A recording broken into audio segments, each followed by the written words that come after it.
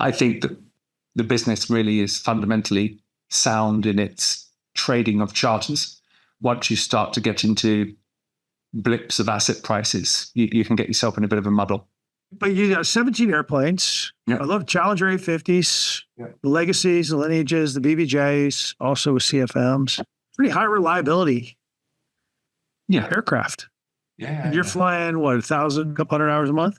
About 1,250 hours on the Challenger 850 legacy fleet. And the highest we're achieving is on the lineage, which is about 1,380 is our record, I think, a year.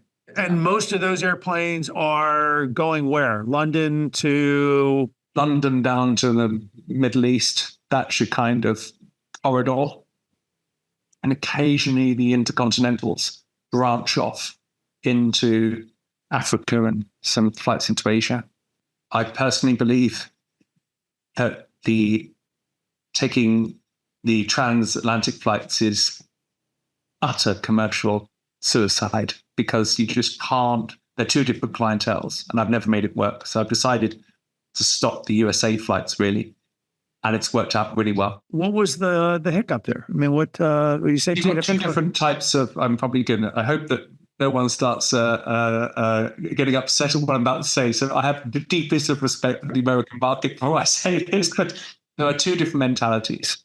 So the European culture of private jets, it's been in the game a while now. My experience is they want the kind of the white glove, the starter, the first course, the silver service, and it's not about age of aircraft, but it is about service of and interior standards.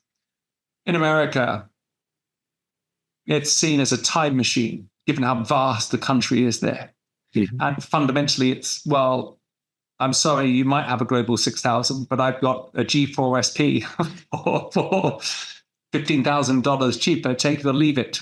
Right. That's just one problem I give you. So you're trying to sell a constant product to do two different expectations. One semi-driven by service, one almost driven by the buck, what they can get. Okay. Then you got the other problem, the fuel. This is why I've always been amazed at people who sell fixed jet cards, because for my BBJ to land in the US, let's say it's burning, I'm picking a number here, $4,000 an hour fuel. Mm-hmm. Coming out of the States, it's burning nearly $8,000 an hour fuel. So how do you sell on a fixed rate when one has fuel price nearly double as Europe? It's a very complicated market to get into.